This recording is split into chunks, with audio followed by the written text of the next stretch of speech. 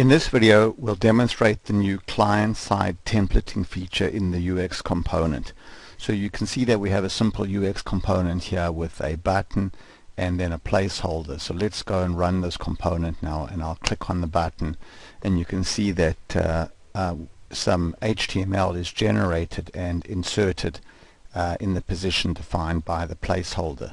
So let's go now and take a look at this button. So if we open up the builder for the button, we can see that the button is using a new merge data into client-side template action. And if we open up the builder, we can see that basically the idea behind this is that the action takes some data which can be specified over here. You can see here we've specified static data.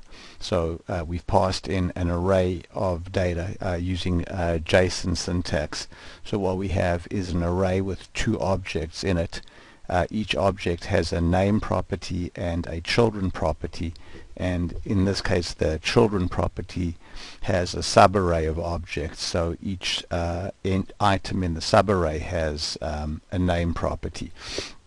So this is the data that we're passing in, and then on the template you can see we've defined here our template, which is going to display the value in the name property, and then we're going to loop over all of the children and then display the children, and then that data is being put into an unordered list. So each child has a list item tag in front of it.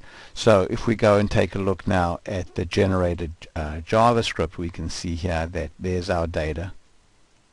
Here's our template over here. So in order to create a multi-line JavaScript string variable, we're just using a shortcut technique here of pushing all the data into a temporary array and then just joining it. And then finally we call this new function in the JavaScript library, in Alpha Anywhere JavaScript library, called a5.u.template.expand, which is the function that merges the data into the template and gives us the HTML, and then we just set the inner HTML of that placeholder to the template output.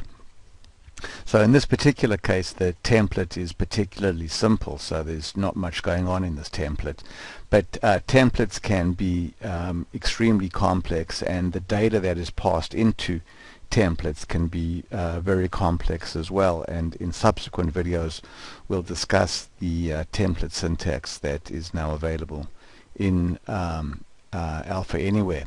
But I do want to point out that templates are used extensively throughout Alpha Anywhere. So if you're using a list control, then in effect you already are using templates, because the list control is built on top of templates. So everything that you learn about templates is applicable to your work when you're designing a list control. Thanks very much for watching.